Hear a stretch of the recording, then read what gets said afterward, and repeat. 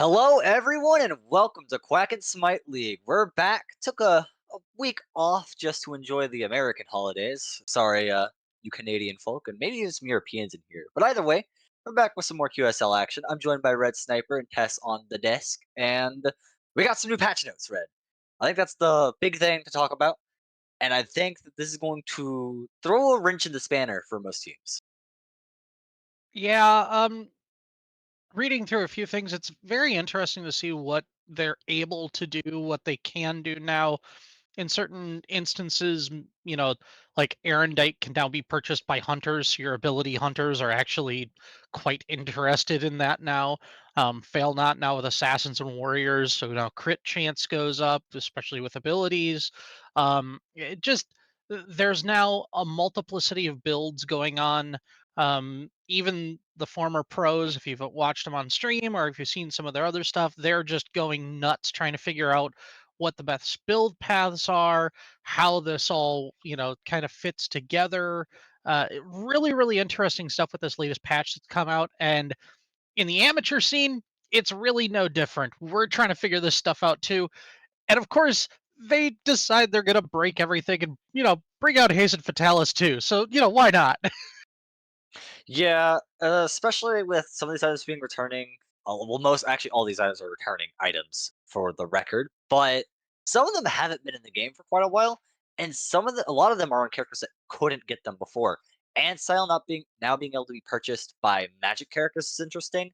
Phoenix Shield, which is old Glad Shield, now being able Mhm. to be purchased by magical characters. I expect that to be abusable on at least one Guardian. If we don't see it anytime soon, it's definitely going to happen. If not this game, definitely sometime this week. So there's just a lot of moving variables, right? Because we also had a patch not that long ago that introduced more T2 passes, reworked the entire T2 system of items. And that's just started getting played around with. It doesn't matter too much. You see teams still, or some players still building T2 Boom Orb. I saw a little bit of a T2 Warlock staff being thrown Mhm. around, and now you have this whole other, 8 items being introduced, all of them returning. And so now you have more things to play off on top of that. So really, we just throwing everything in the pot, cooking some stew, and let's see what our chefs have cooked up for us. All right. Yeah, it sounds excellent. I know, especially with the buffs and the nerfs going on too. We're looking to see a little bit less Medusa, although some of the items have been built or pushed in that way. But Kronos got buffed, Ymir got buffed, Yamoja. There's a lot of tanks that got buffed this patch. So I'm looking forward to see especially the supports and maybe even the soul winners pulling out those pocket guardian picks to try and do a little bit more initiation, be a little bit more active in the game, and really set things up for their backliners to just obliterate things. And again, looking to see some really really good play out of mid laners especially. Um, we've really seen now with Agni and Giannis both getting nerfed, but Newt or sorry, Ra and Nox getting buffed in this latest patch. Really looking forward to. I have seen a couple of one-shot Nox builds that are absolutely terrifying. And if you don't have beads ready, you might as well just kiss your sweet god goodbye because you're going to be looking at gray screen a lot then. Oh yeah. So like you were saying with Nox getting buffed, there's some interesting ones. Ymir was kind of a fringe pick. Him getting a buff is interesting to me. Obviously, you have Izanami, who kind of started to slowly creep out of meta not that long ago. Now getting a buff to make them, more fearsome. Right back in it. As we get the picks and bans, we're going to be ready to see what these teams. Another one that we need to talk about, actually. I'm looking over the changes. Sorry for the quick interruption. Erlong Shin has the turtle knockup again. Now, Yep. his itemization has a lot of, reintroducing items. I'm looking at Stone Cutting Sword in particular. That used to be an absolute menace on him. You know, Hasten Fatalis maybe to a lesser extent, but that could be, an option. It does give you everything you need, basically, maybe lacking power or protections. But Erlong Shin also in really actually banned out in the first phase by Pittsburgh Gold Diggers, which says to me that they really respect that option. Yeah, and I'm not personally, I'm not surprised. Erlang Shen, I have seen former pros and people that use it as a one trick or a pocket pick have utilized Erlang Shen, especially lately, as the broken character it absolutely is. When you have a taunt into a knockup, into a stun, you're a one man CC chain that just absolutely infuriates the other team. You can get that single that single CC so well put together that it just it as a backliner myself, it's infuriating. I'm just going to put it that way. It's absolutely infuriating. As we're seeing some assassins come through now, both the Thor and the sorry, is that Yeah, that's camera right there. yeah, Kama getting banned there. Oh, all right. Morgan Le Fay also off the board. Not a character I expected to get banned in particular, but I respect it. Still a very strong god. Shang'e, I expected more so. I have Hmm. heard the fearsome things that that character can do. So, Pooch, gonna be the first pick for Capricorn, at least so they're hovering it. Still grayed out for now. I Oh, was gonna say oh it's no. hovered. It's not picked. Same thing as Yeah, Freya being I hovered. no, I think that just got locked in, which scares me because I have not seen Freya in a minute. And Wing Freya of Heaven is is now an option. disgusting right now. Yeah. This could be exciting. Now, is that in the mid or is that in the carry? Almost certainly the carry, correct? I would probably see it more as a carry right now, but I could definitely see it being played mid. It doesn't really have the power early on to keep up, but with the new ring build going on, with some of these other things, the a little bit more attack speed in there, a little bit more of the ability damage going on. Freya is a formidable opponent right now. As looks like Jing Chen on the other side. Now that's a flex pick. We could see it going into into the support lane or the soul lane. Again, Jing very comfortable in that soul lane Look into my as a eyes. flex, but we're seeing the Medusa again. So All even right. through the nerfs, Medusa going to get picked up. Yeah, and like you were saying, especially with Erendite now being available to hunters, Medusa is just as scary, if not more so to an extent. Nerfs to the character, bust to the itemization, though everyone got a little bit to play with, I think, this patch. Xing Qian getting Phoenix Shield, so him getting picked up makes a lot of sense. I mean, he had other stuff For too. Shifter Shield Camelot! might be. For I Avalon! want to say it might be good on him solo. I don't know. We'll have to see. But I would Phoenix say Shield that would only especially. be a soul I item. love Yeah, but Phoenix Shield in gold. particular, he's already so nasty at sustain that giving Yeah. him the Phoenix Shield, the Xinqian might never die. That Winning being or said, losing Arthur doesn't and matter. Fafnir are getting We locked into the all Cap shall Corps. They're return to nature in locking the their end. frontliners early, leaving their jungler and either their mage in the mid or their hunter in the carry lane to be decided. That makes a lot of sense. And Ardio locked in another flex pick, though I would think Ardio was more accustomed to. Actually, I don't know. Ardio's Ardio's likely to more solo, accustomed right? to the soul lane. Yeah, Yeah. Ardio's more accustomed to the soul lane because she has that early sustainability where she can hold herself, especially against an Arthur in lane. Um, but again, it on in the shallows level, it's probably more toward a comfort pick who wants to sort of play here or there, who is a little bit more comfortable in things. Arthur, you were just talking about how, Jing Chen probably not going to die with that Phoenix shield on him. Oh yeah, Arthur. And we see an Arthur. Yeah. OG Arthur Glad Shield was crazy, and now seeing it maybe not in its full glory, especially as we go into the second round of picks, see some strong mages, some strong junglers taken out. Both teams need them. Both teams want them. That seems to say to me that at least Pittsburgh Gold Diggers are really betting on that Freya being carry, which makes a lot of sense. Like you were talking about earlier, more accustomed to that carry role for sure. But a lot of flex picks on the board. Most of them have, kind of been singled out. My question is that if you're looking at a mid for Capricorn right now, what are your really options? Because you have Freya already as your magic damage. What are you going to go for? Yeah, it's a good question. If you really want to play the sustain game, Ra actually isn't bad right now. He still does a Oh yeah, considerable amount of damage, has the ultimate. So as long as that is up, you do have a little bit more objective secure. Um, I mean, I say objective secure. You can still go, although it's not as popular. You can still go the Scylla if you can get to late game. But again, Freya is very late game. Arthur will sustain through late game. Fafnir really does his best work in late game, especially with the buffs, at least from a support role. So if you just want to go late game, that's fine for Kappa Corporation, but I'd rather see something that spikes a little bit more in the mid game. Evil So I gods think must the see the MLF ban scales of actually fate. hurts them a little bit at this time. That would have been a perfect pick there. If they really want to go crazy, maybe Morrigan. Ooh. As we do see Nemesis getting locked in by the Pittsburgh Gold Diggers. But Freya there it is. There's the Scylla. Monster! So as I was saying, not as popular nowadays, but does have that late game absolute one hit, has the objective secure as well. And Ratatosker with the semi-global ultimate also going to be locked in. Yeah, I definitely agree with the point of you already have late game menaces, right? On Kappa Corp. So you want something that's going to really carry you through that early mid game. And that's going to be the Ratatosker's job. Looking at the Ratatosker still will have a great impact late game with those nut buffs. He has a decent amount of power and just honestly sustain depending on which way you go with nuts.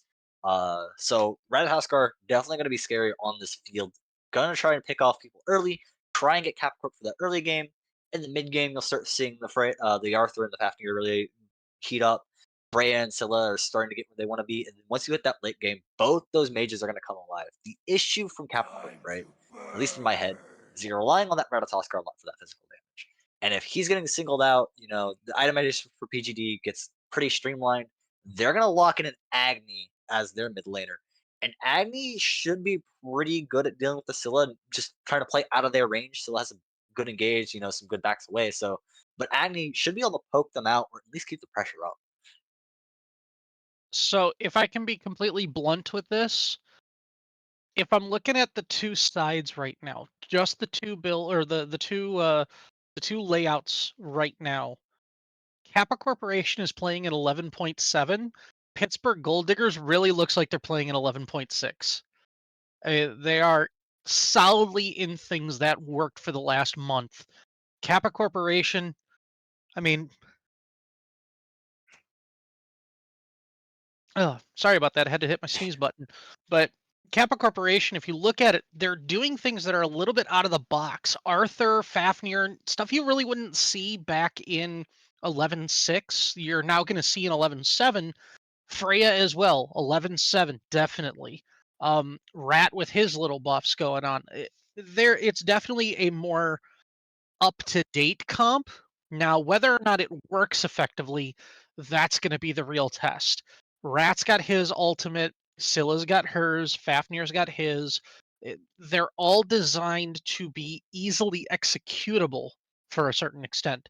Um, Freya's got the same thing, easily executable damage. Now, on the other side, Agni has great setup with the bombs. Medusa has great single target damage. Zing 10, RDO, Nemesis, it really points itself more towards of a pick comp than a front to back team fighting comp. I like Kappa a little bit more in that sense, where Fafnir and Arthur are going to be your front line. They are going to get disruptive. They are going to be there to be the big chunky boys that can just take the hits. Rat can dive. Freya can get in if she needs to. Scylla can just blow people up late game. Pittsburgh Gold Diggers is going to have to take their early game aggression and snowball that. We'll see if they can do that in game one here. Yeah, just transitioning into the game here. And I do like what you're saying about Capricorn having a more up to date roster. Especially we're looking at the Agni nerfs, right? We're looking at characters who have been pretty good. RDO fluctuates, and I think RDO should be really good in this meta. Again, highlighting the shields, and well, would you look at that? RDO with Conduit Gem, and that's Rebound Buckler, Xingqian also building it. That's that's Right away. peculiar. The support even wants to lock in, the Phoenix Shield early. Fafnir doesn't leverage it as well as Xingqian does, but I still would have gone for one of the stacking items first. That's a pretty big gambit, in my opinion, though obviously I'm not the player, so they obviously have a strategy they want to go with. Looking at anything else that catches your eye. Yeah, probably. I'm guessing that's Gauntlet of Thebes over there on the Fafnir. just to help get that magic resist in there, get those stacks built up very quickly. Interestingly enough, the ring on Freya. Getting rid of the starter item, not going conduit, not even going anything else, but just straight up attack power and attack speed right off the bat, just to see if that works. Speaking of right off the bat, there's the aggression from the Jing Chen. Wonderful whoop, but that is going to be a very, very, very lucky Freya who just gets out of dodge there. Wow, Elite Sniper almost bit it that quickly.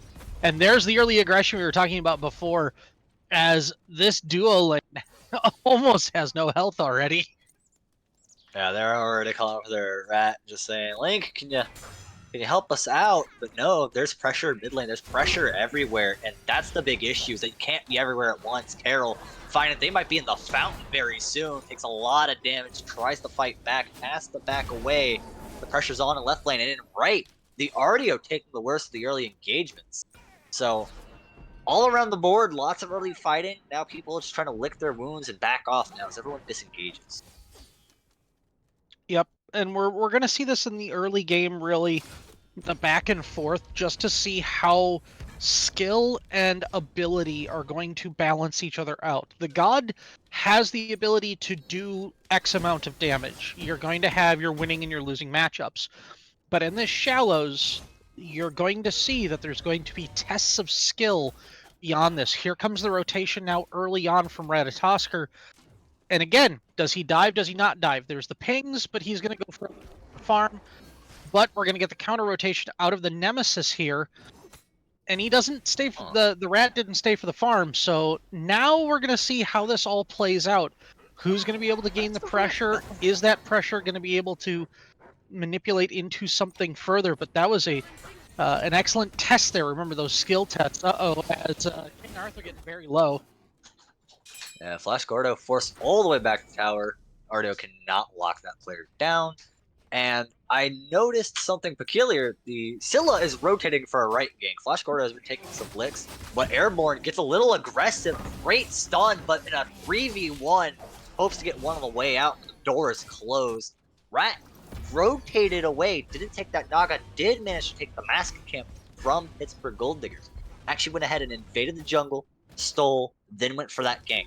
It was a play for sure, and I'm sure there's a lot more going on, but is that the kind of game that Capcom wants to be playing at this point in the game? Yeah, that's. I mean, okay. There's the that's the objective out there. Excellent objective secure by the Scylla there. And we're going to see this. Duo lane now has that massive pressure for Pittsburgh. They were able to get the invade off. They were able to get the early level 4. So we'll see if they hit the level 5 early here. But again, we're going to see if Kappa Corp is going to be able to leverage that mid solo pressure on the right-hand side of the map. If they can do so effectively, they can get to the late game where this Freya can just start blowing people up and the Scylla can start blowing people up. But if they don't have that capability, if they can't maneuver, if this dual lane becomes too oppressive with this Medusa, you're going to see some real problems going on, as Cyber's going to get the kill onto Elite Sniper. It did not matter if you went stone or not. The damage out of that Mesmerize is just going to obliterate you. So that excellently played there by Cyber, and we're going to see the bombs drop here by the Agni, as well as the trades all throughout, from duo to mid to solo.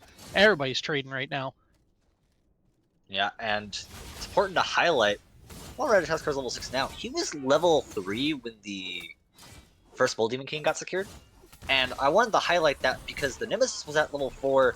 The Nemesis has the XP difference. Even though Ratatosker has that 1 assist, even though the Ratatosker was there for the secure onto that Bull Demon King, it still didn't matter. They're still losing the XP farm. That's simply unacceptable at this point.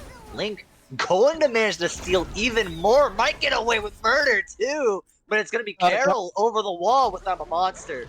And Link still wants it. Link's going to go deep. Nut's going to connect. Lots of damage on this Agni. Carol to join up. Just needs one good crush here, and that's all she Trying wrote. to get the CC. Gets aggressive.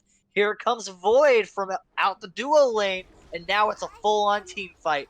McThick trying to throw out abilities, but now it's just going to be Airborne and Void. Flash Gordo secures the slash onto McThick, but Thick barely managed to get away. Flash Gordo, now very low HP, is going to get chased down by 3 members of PGD, and he's going to get secured more likely than not. There he goes, the Fafnir of Elliston cannot heal enough, and Capricorn end up on the losing end of that engagement. I was going to say, they started out very well, but that is the quintessential dividing line between very good teams and great teams at this level. It's, will you push your luck just enough to get what you need and get out of dodge? If you stay too long, the fight's going to turn on you. Right there, you saw the fight turn. Pittsburgh Gold Diggers turned that fight. The health bars were low, and they were able to get back to one very quickly. One thing I want to point out, and this is a real problem for Kappa Corporation, the lowest, sorry, it was the lowest, it's now the second lowest level in this game right now, is that Freya. And that is really, really tough for them. They need to start getting that ADC some farm quickly. And at level 6, I know the Fafnir is still over there, but he's got to start rotating over. I don't care if he's chasing the Medusa right now, but that Freya needs that help right now. Yeah, this is... Freya went with a pretty big gambit going Ring of Heck at first into Medusa, who's fairly good early game. I mean, yep, they could be a menace. So you really are just going to want to try and keep Freya from falling too far behind. Let them hit that late game we've been talking about. But right now, Kappa Corp are not playing like a late game team. They're taking some very early aggressive fights. Link is going for some very big steals early on. We've seen 3-man rotations within the first 3 minutes of the game, give or take. So Kappa Corp are playing counterintuitive to their team competencies. They're still doing fairly well. As we get into this next fight, Carol is going to have to back away. Ellison is trying to peel. There is the differential. There's 3v2, so they're going to recognize the man count and respect their opponents and pull away.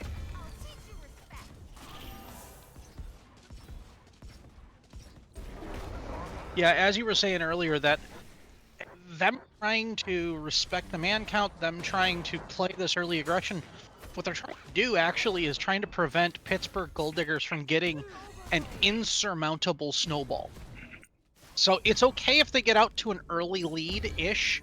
It's okay if they hit level 20 a little bit earlier, but especially right now, they're at about 8 minutes. This is when you're going to start seeing, they've got to start taking some more risks here about Kappa Corporation, because they've got to be able to pull, it's that marathon runner, as we start to see Link getting very, very low, and he's going to get taken out by KC Striker. Nemesis picking up another kill. Nobody else's health bar getting low enough for that, but it's that marathon, as I was talking about, where you get the early sprinter who really starts out well and goes through mid-game well, but if you can just keep hold of their jersey, you know you can make that final move before the finish line. That's what Kappa needs to do. They've got to keep Pittsburgh within that jersey length. Otherwise, they're not going to be able to vault over the finish before they get there. If that doesn't happen, they're going to have problems trying to close this out. Again, Kappa wants this game to be like a 30, 35-minute game. Pittsburgh wants this thing done by 25. BDK there was dropped for the fight. They said went and killed off Link. Just went and killed the rat real quick. But they did drop BDK. They did not end up... Oh, no, they did. That doesn't seem right. Could have sworn they dropped that. Oh, well. I must be imagining things, but I could have sworn BDK was dropped. Either way, we're going to go ahead It was. Yeah, okay. I'm not crazy. Yeah, Pittsburgh Gold Diggers did get the Bull Demon King, and then rotated over, did get Link in the mid lane as well. Again, though, we're starting to see that difference in level, that difference in gold right now. Again, it's not a massive difference, but it is about 800-900 at about at 10 minutes here. It's the levels that we're really starting to show who has comfort in their picks and who doesn't. And again, Link getting caught out again, but Link is 2 levels down at this point. He has to find farm somewhere. Now, granted, Scylla is a level up. That's great. but Scylla needs to be that level up, and Link needs to be, again, in that jersey length within the Nemesis, and right now he's not. Lots of fights getting traded back and forth. Ratatoskar has been behind the XP game this entire time. I wanted to highlight something real quick. One, the Freya still refuses to buy a starter. That's cool. I kind of get the going. Two, I see 4 shifter shields on board. This is not where I thought we were going. This is not the soup I thought we were cooking. Ardio's definitely building Phoenix Shield this time. Pinky promise. But I didn't realize shifter shield was that good. Oh, elite sniper. Oh man, Link drops on in, but gets demolished. So much CC, so much damage. The Medusa wants this kill. It's so free, it's so easy. The snake, the natural enemy of the rat. The rat gets away this time. Oh, the bomb. Trying to rotate. The artillery comes out, but it catches the Freya instead. Elliston in dragon form to hold off the 1v4. This is most likely going to be a Gold Fury rotate. Yeah, that would be the smart play here, going for Gold Fury. It just, again, I don't, maybe it's just something with Link in this rat where he thinks he can be a little bit more disruptive than he should be, but diving into 3, diving into 4, that's fine if you have people with you. When it's just a Fafnir, you don't have people with you. Now, Elite Sniper was kind of there, but he had to pop the ult just to get out, to get safe. And as soon as that happened and Link came down, Cyber pops the ultimate one more time. He throws out the spit, and 3/4 of Link's health bar was gone within half a second. Alright. Colonel just farming up the mid lane here with the rotates. Another Excalibur's Wrath to the Ardio. Not a lot going on right now. We see the shield camp getting secure. The beacon kind of getting poked over for now. The man differential in favor of Capcourt in the mid lane for now. And they're going to bully their way onto this point. McFix rotating, but most likely too late. Void's just trying to hold it down, waiting for the rotate. They want to fight over this, and they're going to get the fight they want. Casey Striker forces Carol back, isolates Elliston. It's a 3-on-1. Link tries to rotate in, but the rat takes so much damage. Void keeping them spaced back. Elliston holding onto this beacon. This is a full-on war right now for the Stygian beacon. Right now, Capricorn have the momentum. The I'm a Monster comes out, doesn't do enough damage to Void to dissuade him. He's back on point, holding it down. Once again, the tempo shifts. PGD, they bully their way onto the beacon. And I don't think Capricorn are coming back for round 2. No, I don't think so either. Looking at those health bars, I mean, you saw that the resets came out for Void, for KC there, but honestly, Kappa does not have that sustainability in order to maintain those prolonged fights. Even if they want to stay there, Link can't. Carol can't. And it's not Carol's issue with health so much, it's the mana. Does not have the capability yet to get the mana up. It's tough right now. Soul Gem and Spirideso, fine, but you need something to give you that oomph, and it's just not there right now. So I want to see something a little bit more now. I don't know where this is going. Could be another spear, probably something in the lines of maybe Bancrofts or Tythons. I don't know exactly what they're doing. Oh, Casey Striker in a little bit of trouble there. Casey Striker, there's a lot of low health bars on PGD, namely Void. Elliston's gonna ult for it too. There's gonna be a lot of CC. There's gonna be an I'm a Monster over the wall. It misses Void, misses Striker. Striker is shut down, but so is Elliston. The dragon is slain. Link drops in from above. She gets one. Can they finish off Airborne? And wow, Capricorn take the advantage in that fight, despite, I believe, losing the Pyromancer there, though it was kind of hard to tell. They did lose Pyro, and it was a 3-for-1 in favor of Kappa Corporation. So ultimately, advantage to Kappa Corporation, but remember we were talking about that 800-900 gold lead? That's now extended out. It's now just under 2K in favor of Pittsburgh Gold Diggers. Again, the Kappa Corporation trying to keep them just close enough, We're starting to see the double digits now. in levels. We're starting to see, the Scylla's at 15 at 3-0-2. We're starting to see the with the King Arthur as well. So again, looking across the board, things are just even enough here that Kappa has a chance towards the end when these items get online. But Link here, oh, that one hurt. That was the Agni Bomb plus the spin to win. You're just not going to survive that unless you got beads up, and Link did not have beads. And that was a blink usage for the Xingqian.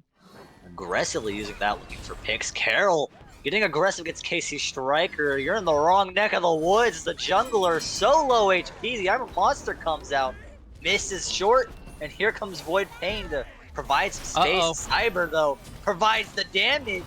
McThick provides the damage. Elliston's taking so much of it, he's going to have to run away, and that's going to be an amazing fix for PGD as they follow up on their first one, and now they have the advantage to do something here in the left jungle. You thought the Nemesis was going to drop in the mid lane, and Pittsburgh just flips the script on its head.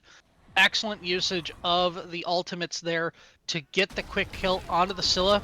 Again, no objective secure now. You switch over to the Fury, kill off the Fury real quick, manipulate the map, back over to the other side, as Link is going to drop again!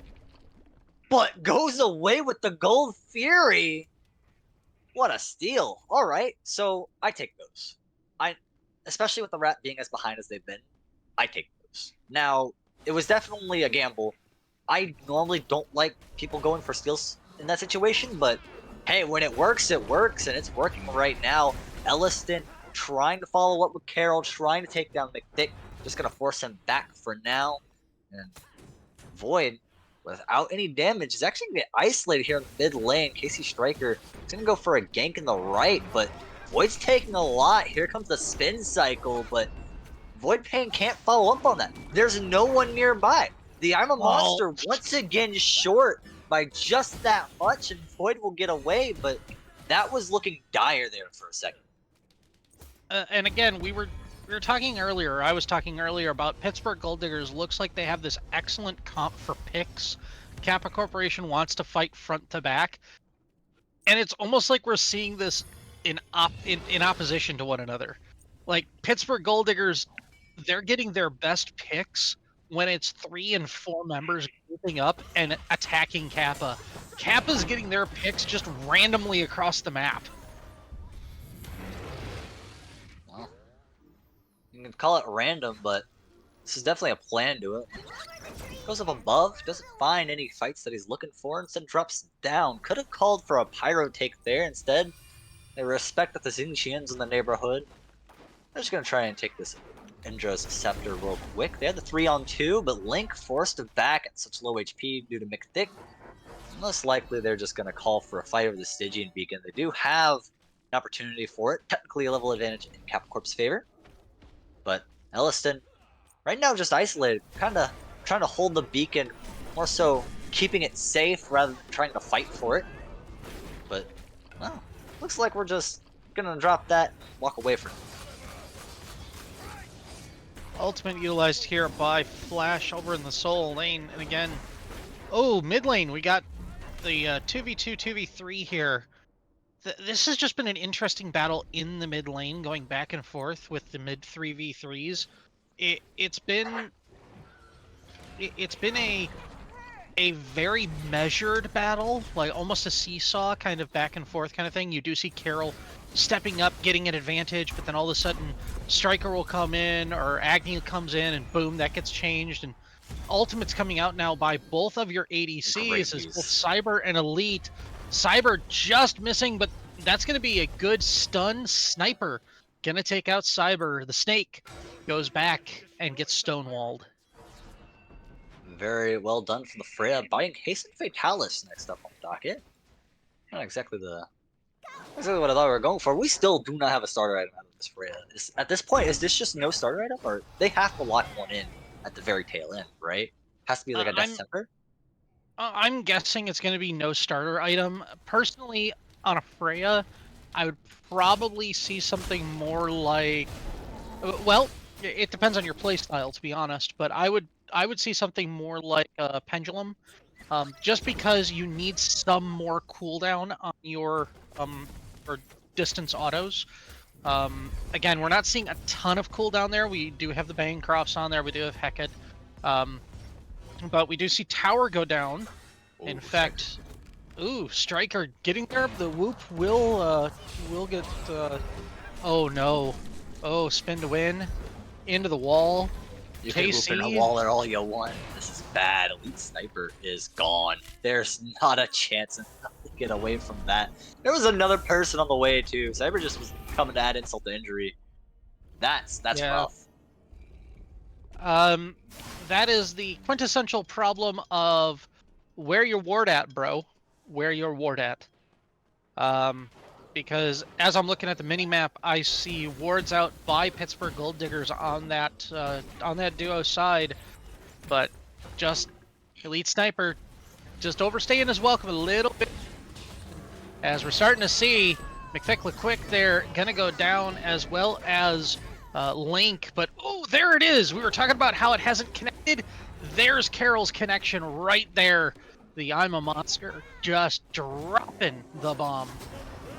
Oh man, everyone's rolling up though to get that refrag. Revenge on the small child. Carol's going to be running away, gonna get CC'd, and going to get shut down. Elliston and Flash Gordo now. Locking this 2v3 might be ill-advised,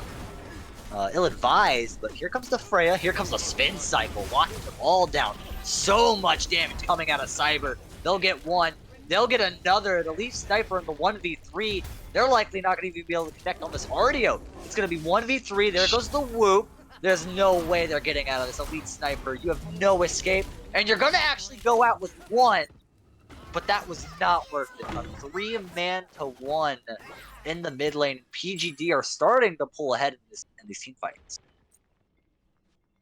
Yeah, and again, it doesn't look like much, but and again, the XP difference holding on, gold difference only 1500 holding on, but we'll see what this fire giant does. Again, it's 20 minutes. It's not enhanced yet, but it is enough that we could see a small issue here for Kappa Corporation. Remember, Pittsburgh wants this game over. They want to be able to snowball this thing. They haven't been able to do so effectively yet. Link? As Link does get up into the branches of Yggdrasil, trying to find an angle onto the fire giant, cannot get the drop. So despite all of the 5-kill advantage in favor of Pittsburgh Gold Diggers, it's only about a 2k gold difference. So 2k, almost 3k now, gold difference between the two. So again, how does Pittsburgh use this as an advantage? They've got a couple towers down, they've got one tower down right now. Will they be able to get another one? Are they going to be able to group up and push? We haven't seen that 5-man yet. We've seen a little bit. We've seen 3-man, we've seen 4-man, we've seen a little bit of here and there kind of showing up. Are they going to be able to say, we're going to exert our will, this is the objective we want, we're going to grab it, we're going to go, and we're just going to move on from there? That's like the team comp for that double Guardian. I mean, here it comes. Airborne, not afraid of T1. That's to be expected. Quite a bit of damage from it, though. Ellison's going to pop ult in their face, try to get something going. The whoop. Airborne comes back down into some nasty damage, but actually it's Casey Striker makes the worst of it. Link from above, but Casey with the jukes. So many abilities happening at once.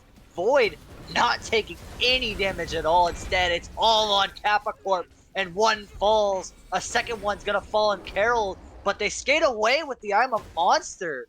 But there's no way they can't catch this. Carol is going deep into the jungle, trying to waste time, trying to find some sneaky exit. PGD are gonna disengage and try to secure that kill. And that is very smart by Carol here.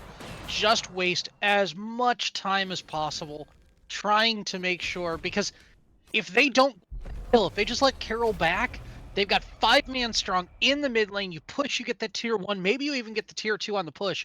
But they have wasted so much fire giant buff now. Now they are Fury. Looks like it is. Yeah, only Fury that they do pick up. So they will have pressure now in all 3 lanes. But again, you could have taken 2 towers in the mid. Instead, you're going to have to settle for, the Medusa kind of taking the 1 and an Oni. So are you going to be able to get over? Looks like they're going to try and go for Pyromancer right now. Will this translate into the solo lane tower, though, is the question. Almost certainly. I'm just looking at the minions. If no one heads over there, which Flash Gordo's heading over there, but so are 3 members of Pittsburgh Gold Diggers. So T1 and right bound to fall.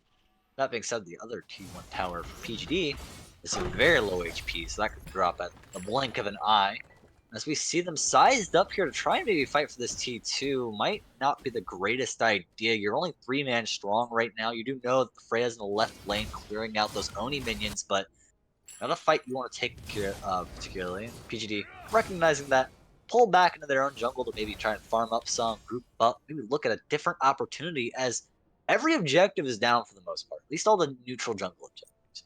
So what are you going to do at this time? Now that you have time, now that you are grouped up, 4-man strong in mid, RDO on their way almost certainly, what's the game plan?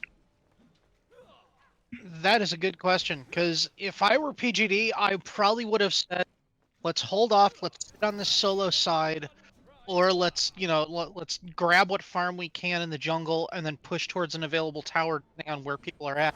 Now, on 5-man dance right now. Here come the minions for the engage. We're going to see if the team fights happen. I'm a monster going to come out. There's some massive damage on a KC Striker. He is going to have to retreat. Link going up into the arms and the branches of Yggdrasil. Cyber going to get the kill, as well as Airborne going to fall to Link. Well done there on the drop. Ooh, Flash Gordo just surviving. Carol also on that survival path as Elliston's going to get another one, and he's got a double kill now. That's 3 for 1. Let's see, will Carol be able to survive this as low health bars around? Mick Thick, LaQuick gonna be equipped to go back to the fountain. In fact, the quickest way you can go back to the fountain. Adios. And that's a 4 for 1. That is an excellent team fight for Kappa Corporation. The only problem is they got to get to Fire Giant as fast as they can now. It's going to spawn in about 12 seconds. They need to have that advantage going into the next team fight. Yeah, head for the hills, Elliston coming out of ult. You're right. Fire Giant has to be the play here. Meanwhile, Void Paint's the only one up. KC Striker's going to come up pretty quick. Airborne's going to come up very quick, and they're going to be in hot pursuit of this Fire Giant. They can definitely make it work for it, especially off Void Paint if he goes for a spin cycle. But this Fire Giant, you can drop very quick, not EFG. Void Paint actually going to drop this spin cycle early. The washing machine, Airborne with Teleport Glyph comes in. They're actually just trying to stall them in the Fire Giant pick, make this not a worthwhile opportunity. And both these players, remember, have shifter shields. So when they engage, they're doing quite a bit of damage, enough to dissuade Kappa Corp, and they're going to disengage from that massive objective. Yeah, and that's a huge win for Pittsburgh Gold Diggers right now. Again, Carol was there, Elite Sniper was there, and when he got Carol in the spin to win and tossed him outside, that burn damage from the Fire Giant is very effective on your squishies. So again, well done by Pittsburgh Gold Diggers. Kappa Corporation backing off. I'm wondering if Pittsburgh wants to try and sneak this Fire Giant out, at least start it up, make it a point of contention, have Kappa come into you with these low health bars, and try and win the game essentially off of it right now. I want to highlight really quickly. Flash Gordo has built Ansile. Your King Arthur is definitely going to get into those PGD frontliners and going to silence them. That is a big opportunity. Now, it's not one that you necessarily have the most control over. You need to play very disciplined in order to make the most use of it. And right there, we're going to see it drop and not actually silence anyone. And that's going to give PGD the opportunity to isolate Elliston. Has to pop their ult for the iframes, but the iframes don't seem to matter. Goodbye, Elliston. Cyber, though, low. Downtown comes Elite Sniper. Elliston will manage to get a kill with some ticks. Meanwhile, Flash Gordo trying to get the rest of the members grouped up, managed to do that, dies himself. Carol trying to do what he can, dies for it. Linkus Spondo dropped very low, has to back. Elite Sniper in the 1v4 essentially, but Link turns on Striker. Amazing play, Elite Sniper wants it all in the 1v3. Link waiting to come around back, but waited too long. Down goes the Freya. Can the Rat get it done in the 1v3? No, they cannot. They don't have the opportunity. Abilities coming out, but they're just so tanky. And most likely, Myth Thick going to be able to get this from downtown unless Link dashes away fast as they can. But it's not going to happen. Void Pain's going to get that one secured. As a fellow ADC, all I'm gonna say to Elite Snipers, dude, get an auto. That was painful. The 4v1 was there. He could have had an excellent setup for at least 2, maybe even 3 kills. Oh, I know the Freya autos are hard to hit, but dude, that was painful watching. I'm sorry, man. You gotta hit the auto. It's got to happen at some point. Fortunately, no Fire Giant call. Most likely because they don't have their ADC up, or they don't have either of their really objective clear. They have Agni, who would get it done eventually, but Cyber is up. He TFT, is on the other side of the map, though. He yeah, is he clearing just out. came up. Yeah, So he's clearing out the buffs over on the left hand side. We'll see him rotate over towards mid. I am a little bit surprised though that Kappa Corporation hasn't taken out what I call the value buff, the EXP buff on the left hand side of the map there towards mid lane. Um, I'm waiting for that one because again, trying to claw back, you need the value of the gold. You've got to get closer because eventually, again, everybody's at 20. XP don't matter anymore. It's all about the gold, all about the money. And at this point, if the balance ain't in your pocket, you can't spend it. So you better get there as everybody's starting to hit full build now.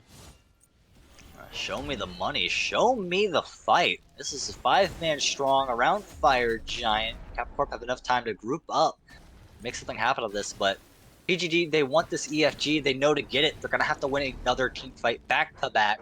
All they could get off the last one was Pyromancer, and that's just not enough to finish off game. They want more. They want it all. They're going to be looking for it. They do manage to push Capcorp back. Capcorp have surrendered the space.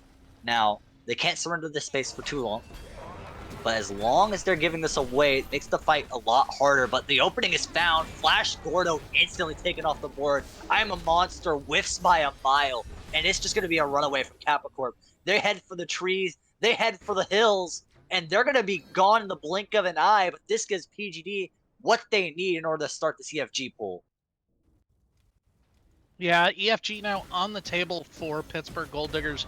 We'll see. Elliston is over here trying to be as disruptive as possible, but Airborne's a little bit better at it. Again, Fire Giant trying to get there. Oh, looks like they're going to drop Fire Giant for the sake of the fight. Carol going to get up 1 kill. Elite Sniper going to have to utilize that Valkyrie's Rising just to get out of dodge. The whoop will be there in time. And again, now you start to question because Quick goes down. Was it worth it? Should you have just gotten the Fire Giant and then tried to get out of dodge instead of dropping for the fight there? EFG still had quite a bit of health, but you're right. They've lost some members, and Elliston's going to actually aggro the Fire Giant for a pull. You do have Elite Sniper up. Carol is trying to play the spacing game at such low HP. The Xing Qian's going to be enough to finish them off. And that's going to be your support player getting a kill. Link also at low HP, forced back. Spin Cycle comes out on Elliston. Now he's isolated, taking EFG damage. 3 members of PGD are also wailing away, but actually, they're going to manage to get away. So is Link, and Elite Sniper now finds themselves in the enemy backline, only backed up by Flash Gordo. 2v3 on the break here. And PGD, they don't really have the opportunity to get a kill or the EFG, but they at least make sure that Capricorp can't get away with it. Again, ultimate's used on both sides here. And my question is, for what? I understand you want to get the fight. I understand you want to get the EFG. But if you're not there in a concerted effort, Carol got picked. You know, at that point, Pittsburgh Gold Diggers go, okay, if we want EFG, let's work on EFG. Let's see what else we can get. If they're going to step up into us, we focus on one target. And we saw them bounce from target to target back and forth.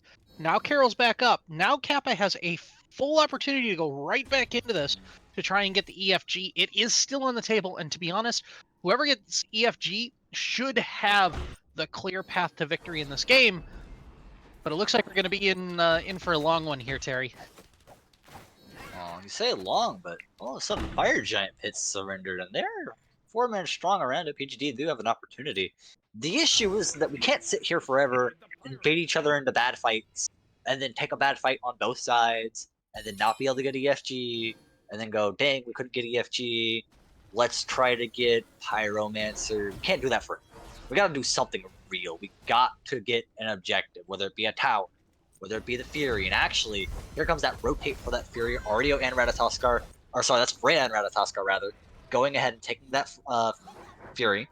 So that leaves 3 members of Kappa Corp defending EFG. But that's all you need for the most part. Carol has a lot of zoning damage, and Ellison and Flash Gordo can run interference. In fact, they run interference long enough for that secure on the Fury. There's no response from PGD. They're going to try and start the EFG pull while they know that's not a full man strong. The damage comes out, but EFG's going nowhere. In fact, Airborne's actually forced away. Flash Gordo dropped low, but they dive onto Cyber. They managed to secure the Medusa. Elliston will die in turn as their ult runs out, but a 2-on-1 trade taking Fury, that's not half bad. Link's actually going to re-engage here, do quite a bit of damage. The chase is back on, but isn't ill-advised. Flash Gordo looking for McThick. Link rotating around, looking for their own pick. They get it. Casey Stryker can't secure the Ratatoskar. They dash away. Flash Gordo still in the midst of it. Carol throwing out abilities, but most likely this King Arthur is going to be able to get away with it. As long as they just pull away now, they're good to go, and this is a really good fight from Capricorn. Yeah, I know King Arthur could not sustain there. Carol stuck around a little bit too long. Let's see, will he be punished for it? There's the up, there's the down, there's the smack, and bye-bye. Void will pick up that kill. 4 for 2 again. And again, this just seems to be the name of this game is staying too long for fights, baiting and not getting an objective. Just Carol got popped over and over again. We see this. I don't know if it's a lack of decisiveness or if it's a shot color thing. I'm not 100% sure here. But now we're going to see Link just straight up take on Airborne here over at the Stygian Beacon. This is kind of worth it. This is 2 towers for PGD should they take it. Link is not in a position to really fight this. Ellison's going to pull up, but even then, you're not going to be able to box this Artio out. Artio is going to easily secure this. And actually, where's Kappa Corp? There's still 2 members dead, sure, but they're going to actually let this EFG pull get started, and it's way past time for them to be here. It's already at a quarter HP. Ellison's going to go deep, try and stop Cyber. Elite Sniper's going to ult for the steal. He's going to get the steal! Kappa Corp! An insane clutch from Elite Sniper! 4 members with EFG, and Elliston's still alive! Oh my goodness, I want to put my... It's not a face palm when your palm goes through your head. That is frustrating if you are Pittsburgh Gold Diggers. You have been positioning and posturing and trying to work this out. You finally have an advantage where you don't have the biggest objective secure in the game. It's not there. Carol's still dead, and it gets stolen. That is heartbreaking. We'll see if that can be the straw that breaks the camel's back. Maybe that breaks the game open. It'd be nice. Man, that is a rough one. But well, Pittsburgh Gold Digger's going to try again, but McThickliquick going to get hit. There's the I'm a Monster. Lots of damage coming through as the 3v3 now becomes a 3v2. Make it another 3v3. Here comes KC Stryker. Link going to go up into the branches of Yggdrasil. Carol going to go down. KC Stryker going to go down. Elite Sniper getting that kill. Here we go. Panic going to try and get out of dodge. He's going to blink back in. What in the world are you doing? It just means it's going to be your death. Airborne going to go down again, and now Link will survive a 4-for-1 in that fight. Well done to Kappa Corporation. Again, they get the EFG. It's on 3 members. What are you going to do with it now? Did PGD miss the memo that Kappa Corp had EFG? Did they blink real hard and miss that part? Because that's what it felt like. It felt like PGD kind of rolled up and said, "Hey, we got EFG. We can take the siege," and then kind of got stomped there. In fact, they should have at least gotten one more. They should have at least silenced Link's EFG. Instead, she still got it, and Kappa Corp now strong, making a counter push. I mean, with 3 people, this is a split push. 3 people on the right. Medusa has to stop this, especially with the Freya on board. McThick's going to rotate and try and stop this as well, but Ratatoskar is a menace. They're going to be able to get this left tower at least. Lead Sniper dropped to half, still alive. Mythic's gonna back up, respect these EFG boosted players. They're gonna try and rotate for Ratatoskar. Link's likely gonna see this and ult their way on out, but this is really good for Capricorn. The tides are starting to turn. The gold is looking much more narrow than it was not even that long ago. And with this tempo shift, right? They may be missing a Phoenix, but now so is the enemy team. They may be down 7 kills, but they're only down about a K in gold. And with Stygian Beacon coming out, with Pyromancer about to be taken, this is an even game now. And Kappa Corp's team comp is perfect for this situation. We talked about it. This is definitely a late game, front to back fighting team. And Kappa Corp are right where they wanted to be since the beginning. Yeah, we'll see how they utilize that. Are they going to be able to pick this, use this, get this where it needs to be? The Fire Giant Steel was definitely the thing that kind of turned them on. Now you're seeing 5-man all together, manipulate the map, go to the right side, get the Phoenix, come to the left side, get the tower, get the Oni Fury. Okay, now we've got pressure. We go back, we buy. What's the next objective? You got a minute and a half before the next Fire Giant spawns. You got 3.5 before the next Fury spawns. What is your objective? You've already got a great pushing lane over in right-hand side because the fire minions are going to cancel each other out, and as your Phoenix respawns, theirs is not going to. So you've already got a pushing lane in the right. Do you go up the center? Do you try and maneuver your way somewhere to try and take down a second bird? Again, you've got it on 3 members. How do you use your advantage? And I don't know if Kappa Corporation has the I don't know, The chutzpah, know-how. the confidence to go after this right now. Although they did just take the advantage in gold. This was not to be expected. They've been behind for so long, by so much too. This is a game that Capricorn clawed back slowly but surely. And that was saying something, because there was a long period of time where we were like, okay, when are they going to turn the corner? Link's going to go ahead and try and bomb out this Phoenix. There's a little bit of damage, but has to ult their way on out. Honestly, probably not worth it. But at the end of the day, they're still going to be alive. They don't surrender too terribly much. And instead, the entirety of Capcorp is still just kind of huddled around, huddled together. This is a lot of feigning presence. Link is forcing Pittsburgh over this left side of the map, trying to feign like, oh, we're going to do something over here. We're fighting for Beacon. We're going to push Phoenix. But that's not the objective. The objective is 5-man EFG, as they started off strong, and PGD need to respond. My. Oh, it's so over. Yeah, you said 5-man strong. It went like 2 seconds. That's the Freya. The Freya just absolutely. Oh my goodness, Carol. Carol? Carol gets the tick onto the KC Striker, so it is a 1-for-1. But the majority of that damage was Elite Sniper. Again, when I said before, when it was 4v1 and Elite Sniper had a multi-kill ability, all he had to do was hit autos. This is what I'm meaning. He's hitting autos, and it's absolutely destructive. Bye. There goes Void in 3 hits. Well, goodbye, frontliner. Goodbye, airborne. Actually, no. Mick Thick says something about it. A great fireball over the wall.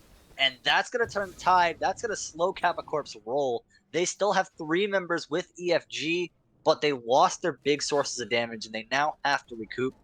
They still do have some options. Just going to farm up some more gold, try and keep that advantage in their favor, but definitely McThick, great snipe there. That was a great thing to do, because otherwise the other sniper in the lobby was going to get stuff done. Also, can we talk about that Bumba's? Is that Bumba's spear? That is indeed Bumba's spear. Yeah. Bumba's spear. Cool. So, okay, I get why he's building it, because he knows that the team fights are gonna break out around objectives, which are your Fury and your Fire Giant. That's jungle. You now get a bonus to true damage and your basic attacks with the Bumba Spear. You also get a little bit of healing behind it too, and you get bonus damage against jungle camps and bosses. So, you get a power buff whenever you kill something. You get bonus damage against jungle camps, and you get a just a massive amount of cooldown reduction and physical power, sorry, magical power, going into this Freya who is already practically fed, I guess you could say. I mean, everyone eating good right now. At level 20, plenty of golden pocket. We're talking about big pots right now. We're not even talking about no Yeah. small things. We're talking about big fights, fights for Phoenix, fights for EFG. There is no more small stakes wager. Everyone's got to go all in. And Void, they go all in. They lock everyone down. There comes a great stun by someone. I believe that was Void Pain with some item or another. But Capricorn, they survived the onslaught. They actually are going to opt for the ult on the Fafnir. Elliston in full dragon form is going to roll up the entire team behind them. But a 5v5 Phoenix Siege, full minions coming in, and here it goes. Link from above, Elliston from the Oh, front. right. McThick drops Carol. It's going south so quick. McThick drops the ult. They deal so much damage. Link has to back away. Elliston on a fraction of HP, being chased down by a wild grizzly bear. Elite Sniper is ganged up on 3 men on them, and they die so quick. Airborne chasing down Ellison, chasing down Flash Gordo. They need these players alive to hold off. They need someone other than Link who has managed to escape in order to hold these Phoenixes, to hold this Titan. And it looks like Elliston's most likely going to have to sacrifice himself to keep Flash Gordo alive.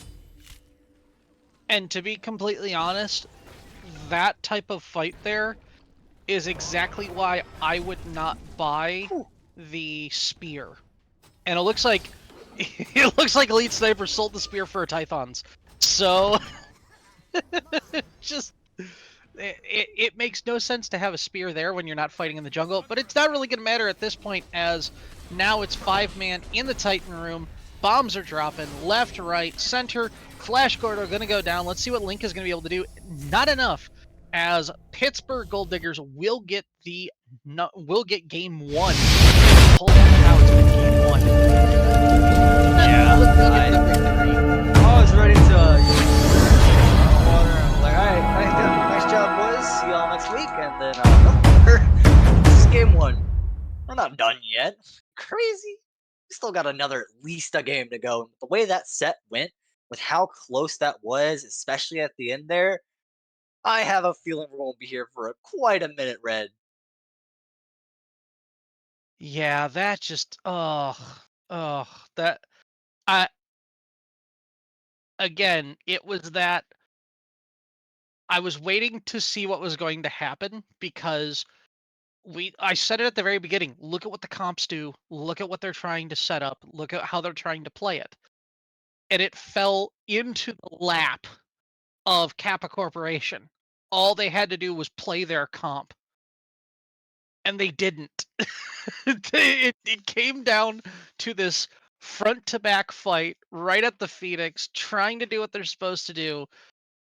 And instead, what happens? The bombs drop, people get stunned, the picks happen, and it reverses the fight all the way back into the Titan room. That Yeah. just that was such a crazy game back and forth. Either team could have won that one. Either team could have won that one. And yet the Gold Diggers come out on top. Yeah, especially with that early pick on the Carol, on the Scylla. Can't lose one something like that, especially in your big team fights. You want that zoning, you want that big damage, and it was instantly taken away from you. That Scylla played a crucial part, especially just even any pick, right? Going into that final fight 4-on-5 now, even with EFG, you now are at a man disadvantage. You Yep. have to really question, okay, how do we keep those players alive? Because we have the tools to keep them alive. Carol does not need to be on the front lines. And I think Carol was actually dropped trying to place a Pyromancer bomb. So they needed to get close to do that. But when they tried to go and do that, there was just not enough peel, not enough space created for them to do that. And they were instantly taken off the board. So that was a good read, or at least the very least, of some good damage onto the Scylla. And that's honestly one of the big things that won them that last fight.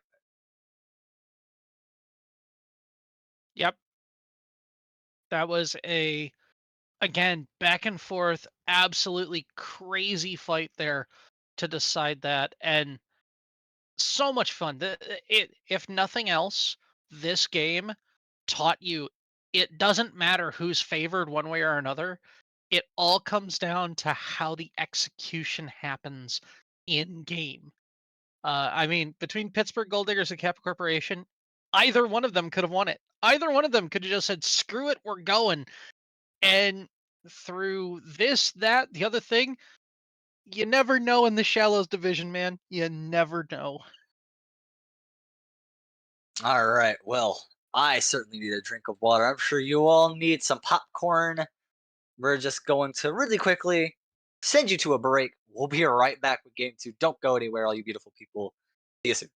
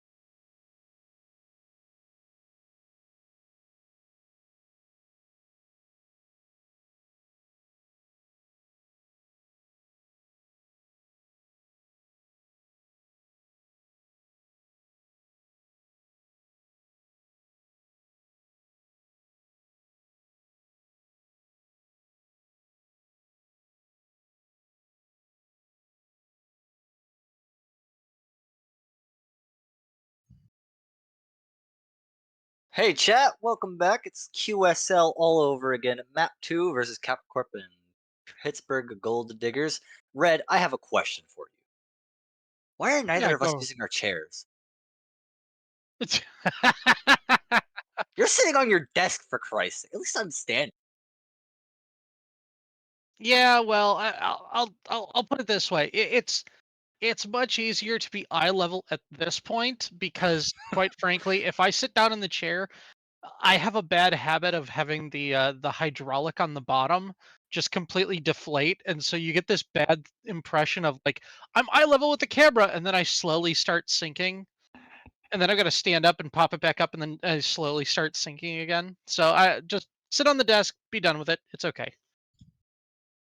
Great explanation. So, map 1 was crazy. I needed to get some water, I needed to catch my breath. Everyone else needed to get their popcorn, get their snacks, because we're probably in for a long one, especially after that 45-minute. And we talked about how these two teams had a comp and they tried to execute on that comp and somewhere along the way ended up crisscross flip flopped. Whatever the case, it was not what we were expecting. Yeah, that was just kind of a weird one because it's like, how do you expect from the comps it to happen in a particular way, right? You Yeah, expect Kappa Corporation to have this beautiful front to back, this late game scaling comp, massive front line, excellent damage back line, push together, work together, win the 5-man, and you're done. Instead, you end up with what almost looked like a pick comp on the opposite side. You see nothing short of a that it just it was nothing short of a this is just straight up weird. How do these things work together? It needs to be an early snowball. Can't allow Kappa Corporation to just, win the game. And instead, they get the pick, they move to the next one, they get the next one, they move to the third, they start chasing people down, and they just win the game off of a last team fight. A blind bomb by McThickla over the wall kills off Carol on the Scylla, and that's how it all started, and that's how it all unraveled, depending on what side of the map you're on. But man, that was just crazy. yeah, that was a great summary. I looking towards the future, right? We're gonna need to make some adaptations. First off, I noticed that we had a lot of shifter shields on the table. And there's not really much. There's just kind of a thing to note there. A lot of shifter shields. Artio and Xingqian, both making the use of their incredible sustain, being a frontliner, being super tanky, were able to rely somewhat on the Freya to kill those characters late. But those gods were such a menace for so long, such a strong front line. And Pittsburgh Gold Diggers really laid into them, especially because they could do both. They could do damage and they could take a hell of a lot of hits. And when you have something like that, right, you have that front line, it's very aggressive. They were able to a lot of times keep KC on the back foot, not let off, and then they have, an Agni looking for picks. They have a Medusa who can instantly just, zone people out off of that Xingqian. You had a lot of good things going your way. Was Casey's adaptation? Do they try and maybe snipe the, especially because I don't know what side they're starting on, do they try and go ahead and get that Xingqian first?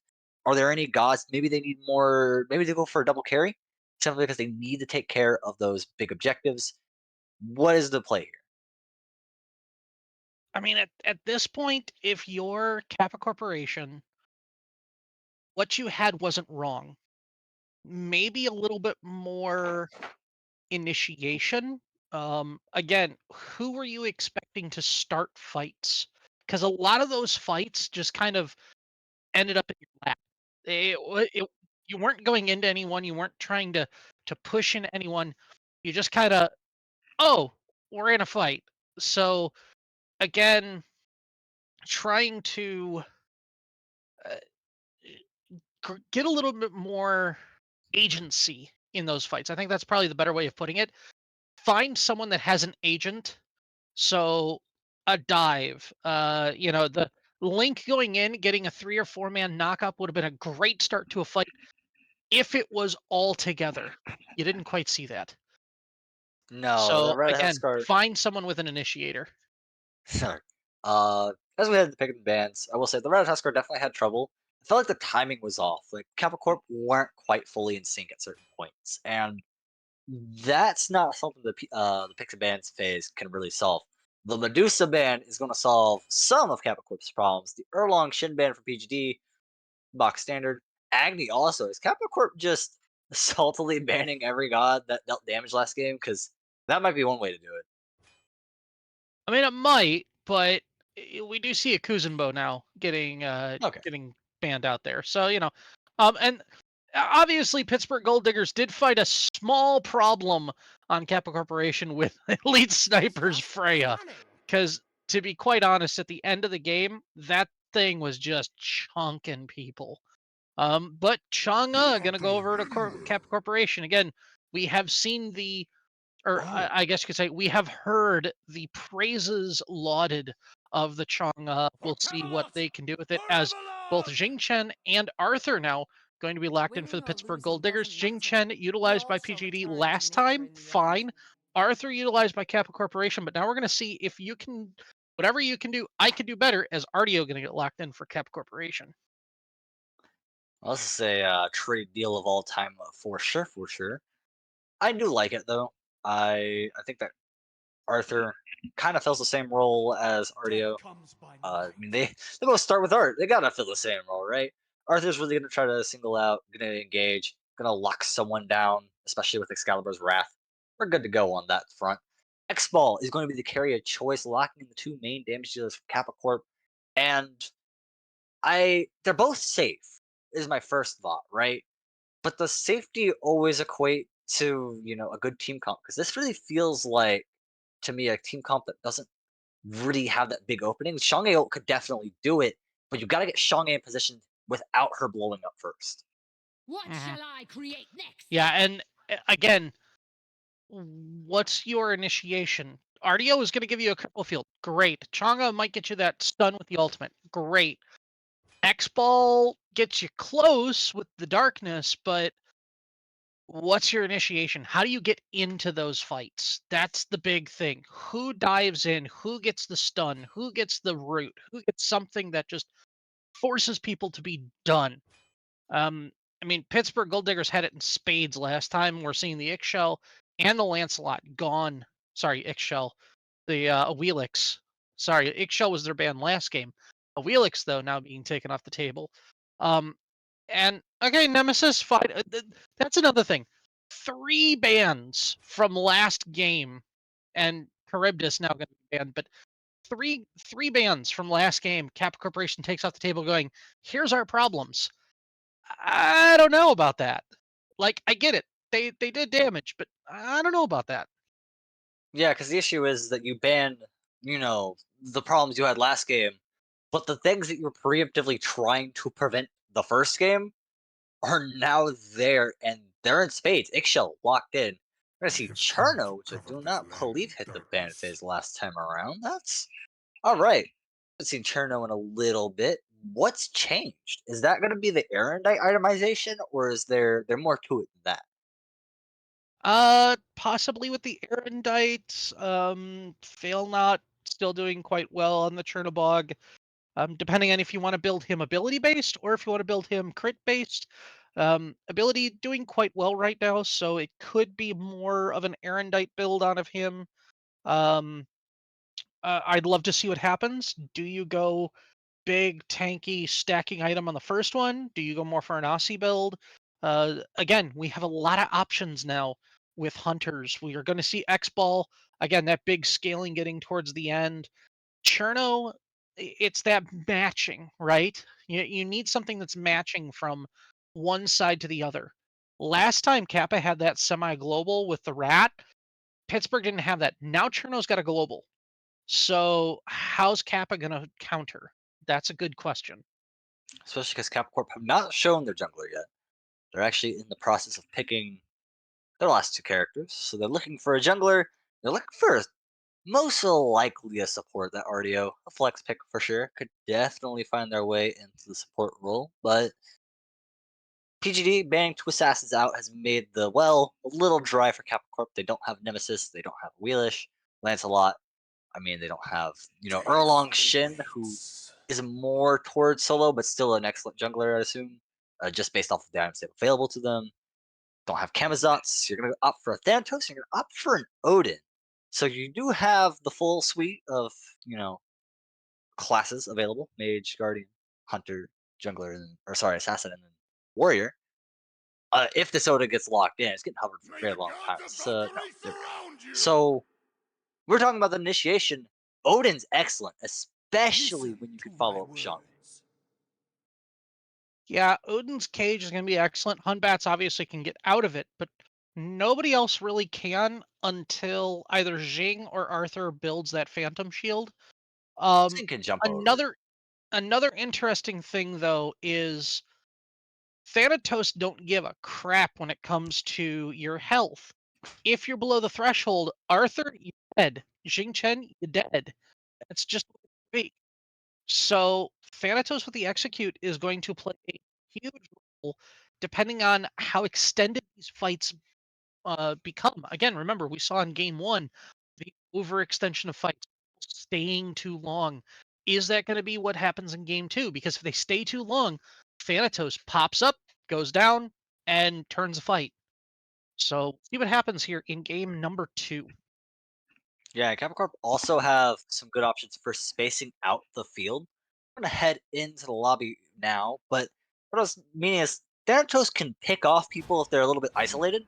Link is definitely going to have a grand old time dropping down, stunning someone 100-0. I mean, just doing Thanatos things. Yeah, My I do issue have is that to if you admit, group up, you have Elliston Cage. So yeah, I do have to admit a guilty pleasure of mine in the jungle is playing Thanatos because when you throw the scythe, land it, or even if you land your ultimate, hit the scythe, and then silence them. If they're not dead already, which most squishy characters are, they now have nothing. Like they've been stunned, they've had half their health taken off of them, and now they've been silenced, so they can't do anything yet. And more likely than not, you're going to have teammates somewhere in the vicinity. So again, we'll see how effective this Thanatos can be in game number two. I do like the change from Ratatoskar over to Than, even if Ratatoskar wasn't banned. Uh, Especially because the execute, like you were mentioning, two tanky characters on the board. All right, get the Than out here. Let's stop this shenanigans. RDO once again most likely building the shifter shield here, unless Flash Gordo plays a different. Sorry, that's an RDO. A different RDO than their airborne counterpart. Lead sniper. Take some shots here. Some damage to Void. And Thick actually has the level lead right now. Carol's trying to alleviate that. Casey Stryker joins the fray. Link with a silence and a scythe throw. It's a decent amount of damage, and Carol is pretty safe right now. And it's like what I was just saying about you land on somebody, you throw a scythe, you throw a silence. Look how much damage it does to any squishy. That's just nuts.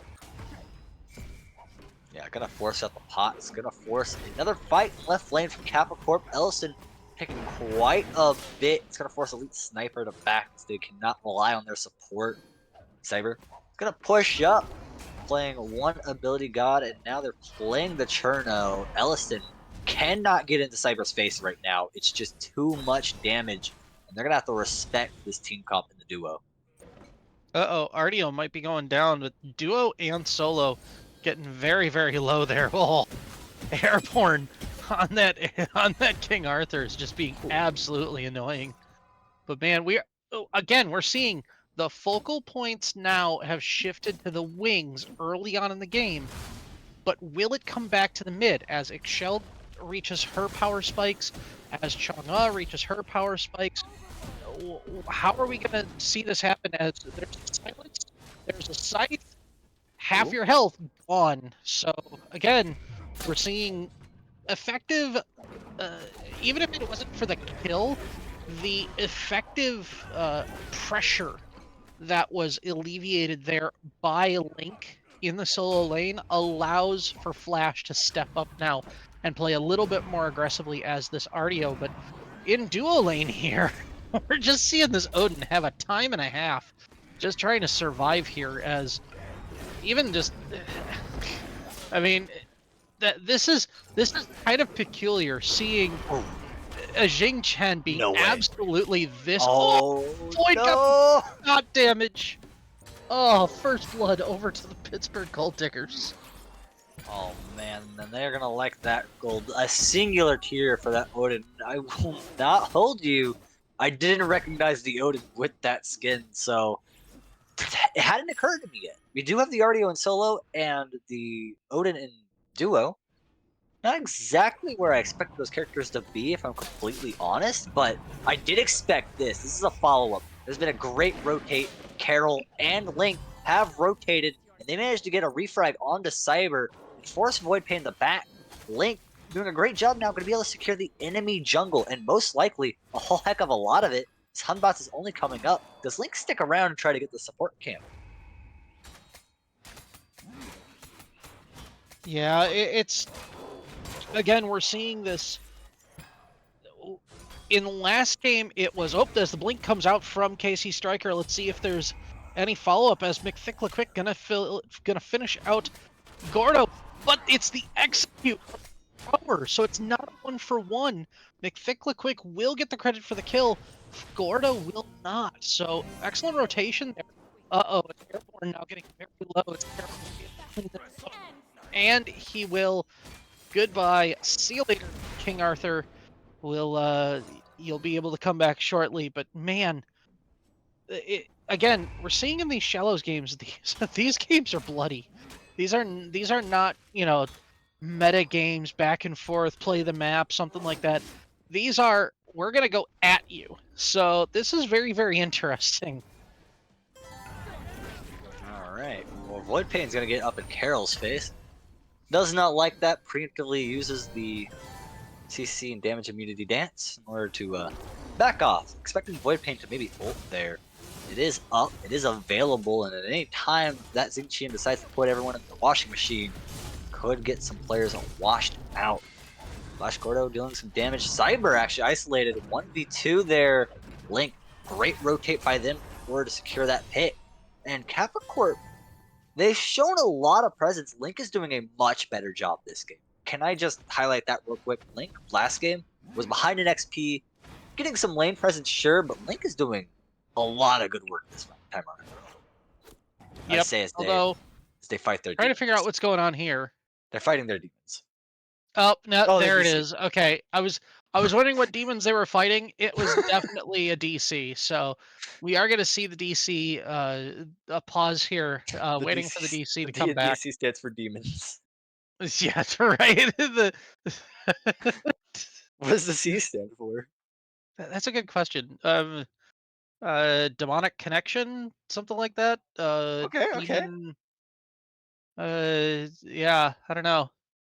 But Link having some issues there. Hopefully she'll be able to come back shortly.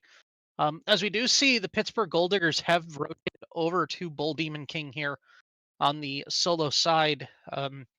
So honestly, personally, this was a controversial change having the Bull Demon King show up in the Fire Giant pit, but I've liked it. I've enjoyed it, especially as someone on the opposite side of the map trying to fight for my life in lane. It's so much nicer when your team gets the Bull Demon King and then you're like, I see a ward over there. I'm going to open it up so that my jungler can come over and help gank.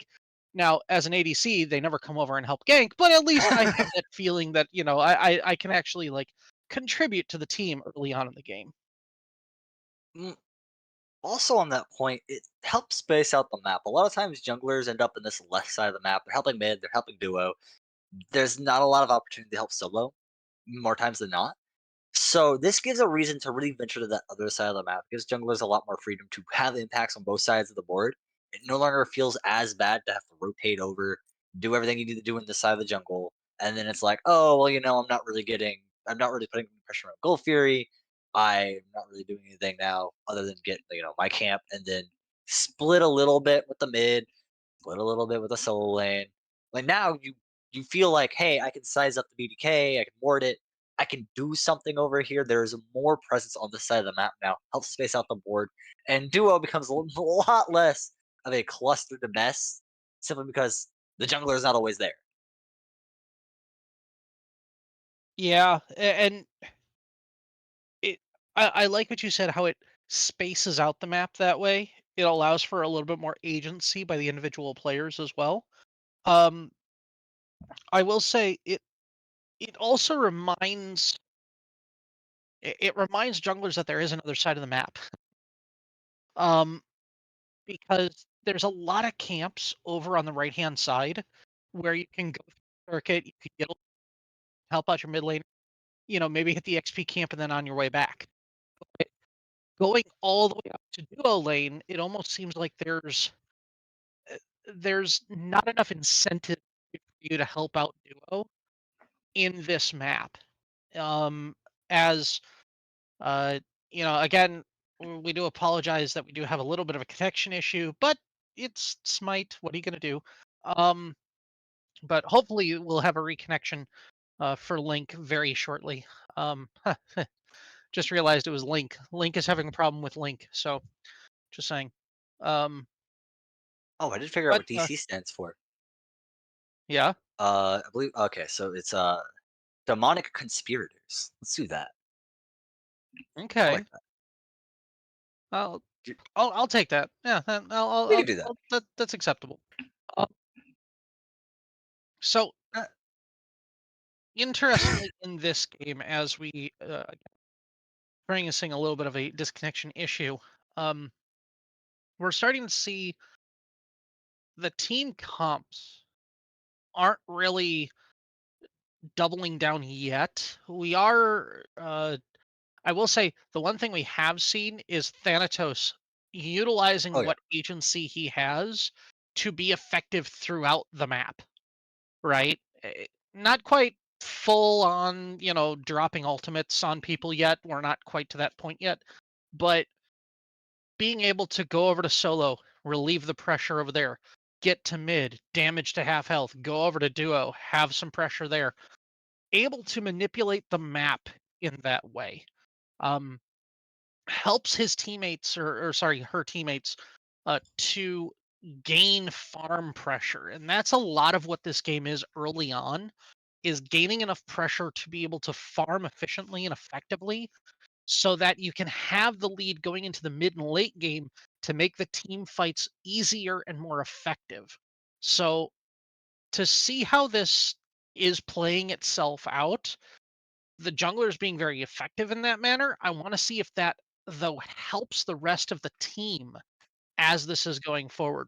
Sniper's having a little bit of an issue over there in duo side, but we'll see as we are getting back There we go. into this game. Um, but so Pittsburgh Gold Diggers will finish out the Bull Demon. But again, where's the pressure coming from? How can it be, utilized, dealt with? Ooh, oh no, Carol's Carol's gonna get dealt with. Ooh. ooh, yeah, Okay. goodbye to Carol there. That was just a rough one, and it looks like blue buff is going to be picked up by the Pittsburgh Gold Diggers there. So Flash Gordon will not have his blue buff for this second time round.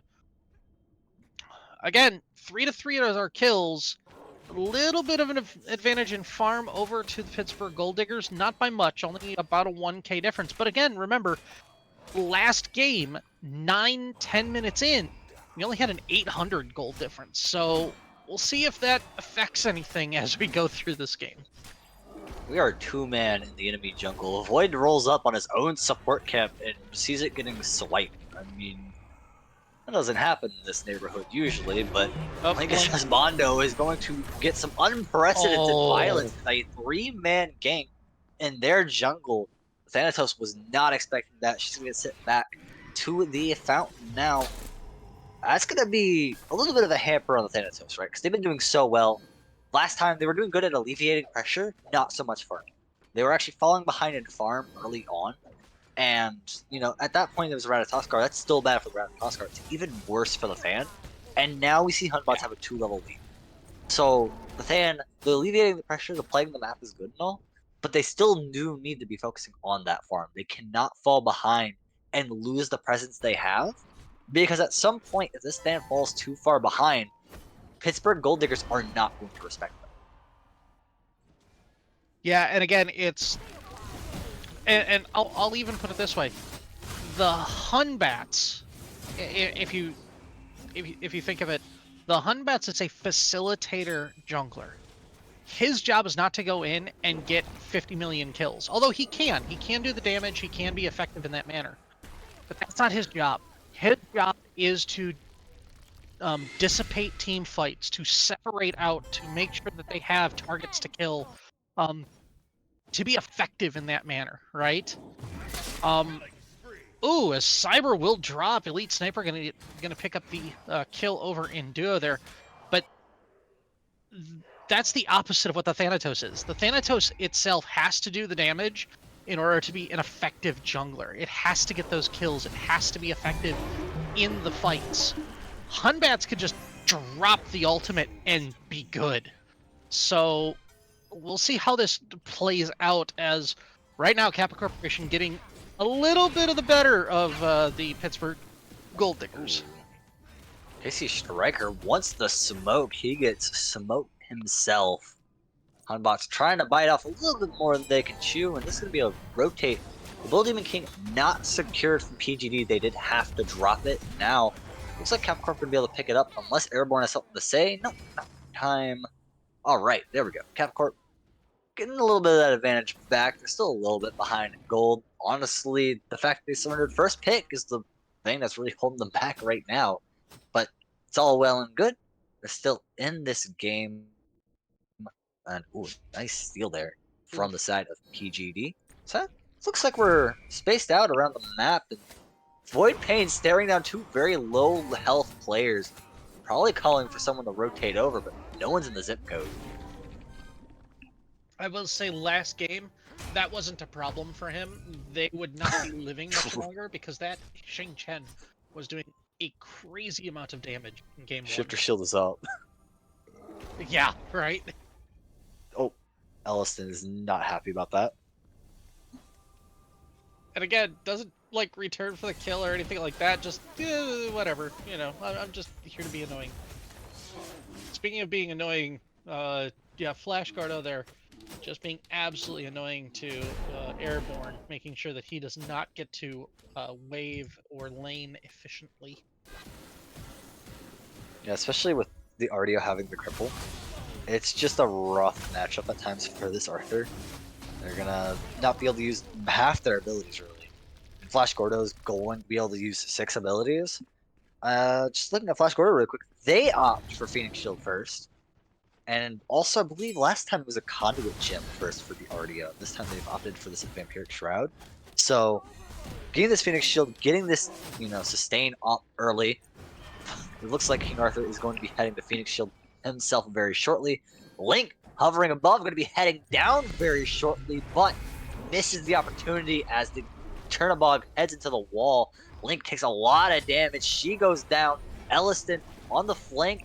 This Odin looking for something, but they don't have really a way of helping Elite Sniper out here. Elite Sniper's just going to have to back off himself. Maybe running all the way, but Casey Striker hops in. A beads and a lot of damage. Manages to secure the kill, but the Ticks get a double. Oh man, McThick might be the next on the docket as Carol Elliston looking for the kill. Indeed, it'll go to Carol, and Void Pain, last alive, can't do much against the remaining 2 players. PGD get the bad end of that one, and Capricorn with a great fight. And again, I'm gonna say something that I said way too often in game number 1. You won the fight, great. What are you gonna do with it? Where's the advantage coming from? Thinking about how you snowball a game, how you meta a game, you just want a great fight, okay? What does that lead you to go toward? You still have Gold Fury on the board. You still have Oracles on the board. You have all of this farm on the board. And instead now you're going over and you can't even get the blue buff on the right hand side. Okay, get the beacon. What's the objective you're going for here? If I'm Kappa Corporation, I have to ask myself that question. You know, I just picked up this great team fight. What did it get me? Right now, it got me about a 300 gold deficit. That's what it got me. Yeah, and the thing about it too is that sometimes after a fight, you just gotta go recover and then come back out, see what you can do then. And that's what Capricorn kind of didn't do. They let themselves get chased around by that Xinqian for quite a bit, and by the time they backed, recouped, everyone from PGD was already up. The advantage they had already got was over, and PGD actually managed to swing around and start getting stuff done. Cyber doesn't elite sniper, or sorry, Cyber doesn't elite sniper. They've rhymed. I got confused. My bad. Void Pain trying to cause some more than a washing machine, but doesn't pick anyone up. Instead, Elliston dropped extremely low by the Eggshell. Carol taking a lot of damage. Got Shanghae dance their way away, and oh man, they're gonna be wiping sweat off their brow. But Link from above drops in so much damage, not enough. It's enough to dissuade. Carol's gonna go in. This, oh man, the Shanghae managed to get the kill. Void Pain will fight back. Link not gonna be able to get away unless they hurry now. Void Pain abilities down and no mana, and the Thanatos is gonna be very happy about that.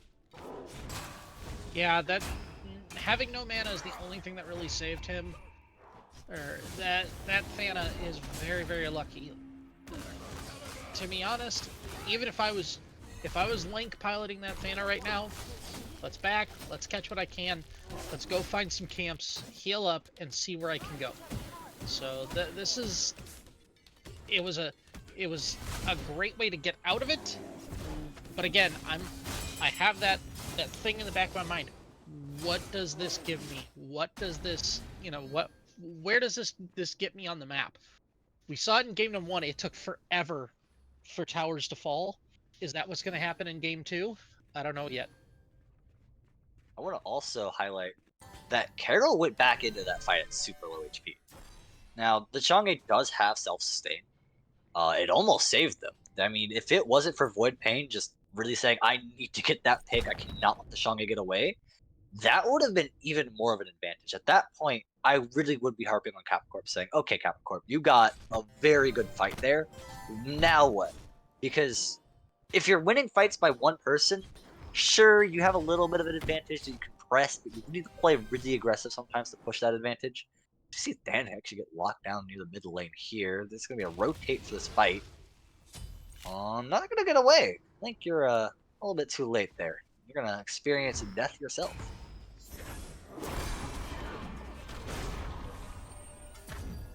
I dropped my earlier point, but point being is like when you have one person advantage, all right, cool. When you have two person advantage, that's great. That's what you can push. Yeah, and again, so we got one. Oh man. Oh man. Oh, that just. I understand what Ellison was trying to do there, but you're an Odin, man. You're not a Guardian, and now Carol kind of does the same thing. This is what plagued Kappa Corporation in Game 1 too, and you're starting to see it again, which is they think they can get these steals, they think they can get these advantages, get this little pick here, this there, and it builds confidence, which is great. It's fine. As an early fire giant, a 16-minute fire giant getting started up by Pittsburgh Gold Diggers here, that's great, except for one small problem. And that problem happens to be, what happens when I'm all alone in this steal and in this comp? If I'm by myself, I don't have protection of the Odin cage or of the, you know, the X-Ball doing the damage in the back. I don't have those tools at my utilization.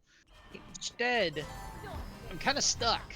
And if it's 3v1, 4v1, sadly, it leads to a 13-9 score. Oh That's man. what's happening.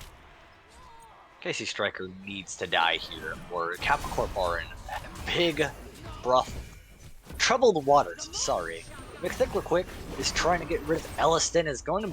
Oh, great jukes, but this dance party has to end eventually, and it will end Elite Sniper gonna hop on the Mythic, try and secure this kill, deny Fire Giant for one more member of PGD. And while that's not a lot, it's enough to where you can feel confident. As long as Elite Sniper gets out of dodge, especially now that they have Flash Gordo. Whoa! Interrupting Thanatos! Goodbye, Chernobog! Cyber sent away, and now it's just the two frontliners. That being said, we talk about how much damage they can deal with these items up. Void Pain managed to secure that kill, but now they're in too deep. Flash Gordo slowing them down to a crawl, and it's going to be all up to Void Pain to run away. As 3 members of Kappa Corp chase down, try and press this newfound advantage. And again, where does this come from? Remember, Pittsburgh Gold Diggers got a couple of kills. They got the pickup. They were doing so well. And then they stuck around. They stayed too long. Again. Kappa was doing it in game 2. Pittsburgh's doing it in game... Or, sorry, Kappa did it in game 1. Pittsburgh's doing it in game 2. Is it just going to be another issue of this all over again, as Link is going to go down? Yeah, we chase Xingqian till Xingqian die, but that doesn't work. That's simple-minded, chase him down, get our kills, and then play objective. Should have let go of that chase a long time ago, and now even Elliston's paying the price. Even Flash Gordo might have to pay the price here. Elliston heals up a lot, but Hunbot's Fear No Evil comes out, and the Odin doesn't last long. Elite Sniper sending shots down range, but might not be able to save the bear from being poached. Flash Gordo does manage to roll around, get away, and Pittsburgh Gold Diggers get Fire Giant, lose Fire Giant, and now we're gonna go for a Gold Fury. And this is going to be... This is exactly what I mean. They started all the way up here by Gold Fury. They ran all the way down to mid-tier 2 trying to chase a kill, which they didn't get, and they go back to Gold Fury. If they had just gone to Gold Fury, get the Stygian... Now they're able, from that point, to move on to another objective or another pressure point. Yeah, okay, you didn't do an extra 600 damage to, you know, the RDO. But honestly, I'll trade the 600 damage for a little bit more agency around the map, a little bit more pressure around the map, setting things up as I've got a Fire Giant coming up in about a minute and a half. So, again, it's... Yes, get the kills that are right there, that are prevalent, but when you're chasing kills, as we've seen again and again and again now in 2 games, it's those chasing of the kills that can lose you the game. Getting a little kill hungry, and I mean, I think she's rocking the right skin for it. Void Pain, gonna put people in the spin cycle, but it's actually gonna be above. Link drops down on the Void. Not the target I would have selected, but they're gonna actually now back away. They don't want this fight, they don't want this smoke. Elite Sniper wins his 1 in the left lane. He's actually gonna walk it up, most likely. But meanwhile, this fight, Carol's dropped low, needs to back. He's getting chased down by the Ixchel. McThick, look quick, needs to get this kill quick, but Hunbots snipes it. And now, KC Striker feels the wrath of Odin. They're gonna back away now. Flash Gordo trying to pull away the rest of PGD and let everyone else on every side of the map do something, but no, we stick around, we watch the RDO die, and now every advantage that we had accumulated up to this point is now forfeit. Yeah, I just... Again, I sit here, Gold Diggers, you're up 7k, you're up, you know, you've got a great lead here, 21 minutes in. You've got the kills, you've got everything you need to win this game. How? That's where I'm at right now. How? Right? Okay, tier 1's fall, that's fine. What's your next fight? You got a Fire Giant that's coming up right now. You got a Gold Fury, or you got a Fury that's going to be spawning in a minute and a half. What are you trying to get in this? Why? You know, I'm thinking about it, and I'm going, okay, I have a Chernobog. I have a Chernobog that can ult across the map. Fine, no problem. What am I trying to start up? What am I trying to work on? What's your next objective? What's your next step ahead? Is it just a kill? Is it just one thing? Is it just something else? Figure it out, you know? At least Sniper in the 1v1. Yeah, again, we're seeing Sorry for interrupting you, but Cyber just ulted over to left lane. Wants the smoke, doesn't manage to get it. So, I guess Uh-oh. objective is the kill, and Uh-oh. Link, sensing this, has rotated over, Link. is ult Silence. up, so they Oh! can The use it, Aegis saved his life! but it's not gonna save it for long. Well, There goes the execute, nope. and at least the Than's ult down, but I don't know if that's worth an Aegis, because this ult's gonna come up super quick. That Aegis is gonna stay down for a minute, and it did not save your life. Yeah, that's I mean, and again, you have to ask the question, okay, can I win this fight? If I can definitely win this fight, or there's a 90% possibility I'm winning this fight, okay, use the Aegis, use the tools at your advantage, but you still have to ask the question, okay, how often is this going to be up? Can I survive this? Is it worth utilizing it? I don't know if it was that time, but he thought he could stay alive, so be it. Um, Now we're seeing again in the mid lane, how far are you going to chase the fight? How far are you going to keep going? Carol doesn't get out though, so Oh, okay, fair damn. enough. But man, Ellison tried. Ellison tried. Elliston did try, and that was just by the last tick and last pixel of the Ixchel ult. Flash Gordo. Now sizing up. I will say it is a little confusing for Artio and Ixchel to be here. I see beams of light. They're always so pretty, so eye-catching, and then I go, oh, that's an Ixchel. No, it's just an Artio doing their thing. Then I see an Ixchel ult, and I go, oh, that's cool and all. And it's like, oh, wait, no, that's damage. Where did that come from? All right, speaking of damage, Airborne taking a lot. Fear No Evil has to get popped here. Husbando to the sky. Link gonna drop down, try and steal Fire Giant. It's anyone's Fire Giant. This time it goes PGD. Once again, they managed to secure it. They secure 2 kills off of it as well. And at full HP, they're gonna run it down. And again, where are you going? What's the question? What's the objective? At this point, there's a Phoenix open on the right-hand side. If I'm Pittsburgh Gold Diggers, I'm going. I don't care what Elite Sniper's doing right now. I want that Phoenix dead. And they're not. They're not. they're KC Striker here is dancing back and forth with Carol. Harold? Carol, okay, there's the ultimate, there's the spin to win, there's the damage. Okay, fine. What about the Phoenix? Can you trade Phoenix for Phoenix? Can you okay, you got a mid-tier 1 down. Come on, again, this is just me being picky about stuff. Fine, fair enough, but like you just got Fire Giant. What's your advantage and how are you utilizing it? 2 towers down now in mid, and they're going for the mid Phoenix. This is the advantage I was talking about. Yeah, I was gonna say if this just ended there, it would be a serious win for Kappa Corp to mitigate the losses, but PGD are just monsters right now. You forget 5-man strong with Fire Giant buff. We talked about last game trying to end it at 25 minutes. Oh, would you look at this? It's a party around the Titan and Pittsburgh Gold Diggers. They're partying hard with a 2-0 win. They came, they saw, they conquered. With the win 2-0 in quite convincing fashion. Game 1 was kind of predictable. We didn't know what was going to happen. So game 2 here, they felt a little bit more in control all the way through. Again, ramping up that gold and that XP lead. Excellently done. Fair enough. But yeah, kudos to the Pittsburgh Gold Diggers. That was the advantage I was talking about. They get that advantage. They get the Fire Giant. They push forward. They get those kills. And just as I was complaining about it, sorry guys, they were doing it. They got 2 mid towers. They got the right bird. They got the middle bird, and boom, there it goes. And that's all she wrote. Red Sniper coaching win. All right, so gonna see that win there. We can really quickly just check up on the scoreboard. Lot to look at actually with Void Pain getting only 3 items full built, but being 6-0 and 17. This Xing Qian putting a lot of work both games. This time around, being able to win it out with the team. Actually, yeah, no, they got also won it last time. Void Pain managed to get this Xing Qian to work exactly how they want it. So really good piloting by them, both games. Excel managed to get 9, 4, and 11. Lots of good kills. I mean, it just all was coming up their side.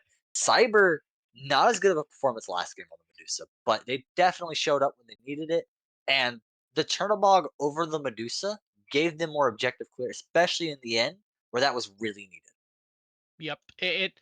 it allowed, to be honest, it allowed Cyber to be where was needed when he was needed. The Medusa, you have to be a little bit more methodical about those things. The Chernobog utilized every aspect of his kit where he needed to be. He needed to be over in a team fight. He utilized the ult to get to the team fight. He needed to be over by Fire Giant. He could get there to be by Fire Giant. It was very easy for them, very easy for him to apply pressure and then maneuver it where it was needed for the advantage of his team. So well done on that one. It was a good flex on that consideration. Um, but man, that was just uh, I I don't know. I might be banning Jing Chen from now on after that performance by Void because Oh he yeah. should not be doing that much damage. Shifter's Rush has gone crazy. Okay, let me just say it real quick. Gauntlet of Thieves has been the best support item for so long. It has been first He, like you don't even think about it. You go, all right, he cool. I'm loading led into the game. damage. Gauntlet of He led Thieves. damage. Right now, if you're playing a damage guardian, which you're in a great position to do in this meta, you go shifter shield first. All right, cool, gotcha. And that tree gives you so many options. Just that new tree in general. I say new, it's a bunch of old items that enable this style of play. It's bruiser items that are allowing you to do stuff like Xingqian support with top damage. I mean, this is exactly where Void Pain wanted to be. You're gonna have to start looking, even if not just against Void Pain, just in general. You might need to get that character off the board. Yeah, I mean, I don't know if he's necessarily at this point like first bannable, but like even if he's not bannable, he's like first pick at this point. If you can do what Void Pain had been doing, that's disgusting. That's absolutely disgusting. Can we also see the? We already saw the items. I am silly. Not a lot else to talk about there. I mean, we could talk about the damage mitigated. But yeah, going back to items really quickly. I noticed a lot of shifter shields. Once again, that is no surprise. But Elliston sticking to a stacking item, not going for any of the shields. Odin really doesn't utilize, Phoenix Shield the best, but not getting shifters, especially on a warrior, right? Because we talked about how Elliston's not as tanky, being from going from Fafnir to Odin, but doesn't get shifter shield, which gives good protections, but then also gives them that damage to allow them to create more openings. That's something that I noticed, and Elliston really was slacking this game, and I don't think it was quite their fault. I think a lot of times though the Odin just wasn't enough when it was time.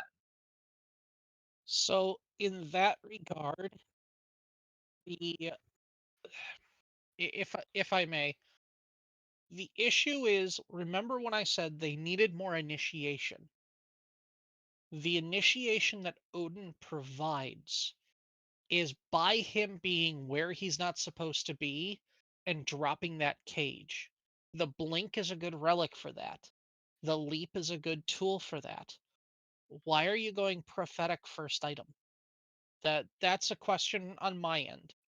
Maybe he's got a reason. Maybe there's something behind it. But prophetic Didn't cloak even finish doesn't stacking it. really pop out on that one. And yeah, it's slow to stack. Especially if he's trying to get in the middle of things, it's slow to stack. Um, if you're going to be an initiator that way, I would still rather see a shifter shield. Glad shield, fine, meh, okay. But I again, are you building him as a tank? Then you have to play him as a tank. I don't know if banner's probably the wise thing in that instance. But again, it comes down to the god and how you pilot it. Void knows how to pilot Jing Chen very well. We've seen that now 2 games. Elliston on the Fafnir was excellent. I probably would have said okay, stick with Fafnir. Um, get that get that single target stun, get the single target disarm. But I'm again, I'm looking for where how do you get the advantage? How do you get that initiation? And where does it go from there? These gods generally work. I don't know if they work completely together though. So again, back to the drawing board, I think, in Kappa Corporation's response there. Think about how these comps work together, how these gods work together, and who's trying to do what. I think that can help them moving forward. Again, season's not over yet. We still got plenty of season to go left. So definitely go back, think about these things. Next step. Next step. It is a long season. We are in the midst of it. There's still time to make a break for the top of the bracket, or the top of the standings rather, and get yourself into playoffs. But it's a long road there for some teams, less so for others. And right now, PGD are one step closer, getting that win against KC, who had a very strong first showing at the very least. But either way, that's been it for QSL tonight. I've been Terry. We've had Red as my co-caster and Tess on production. It's been a pleasure to have you, and we'll see you again soon.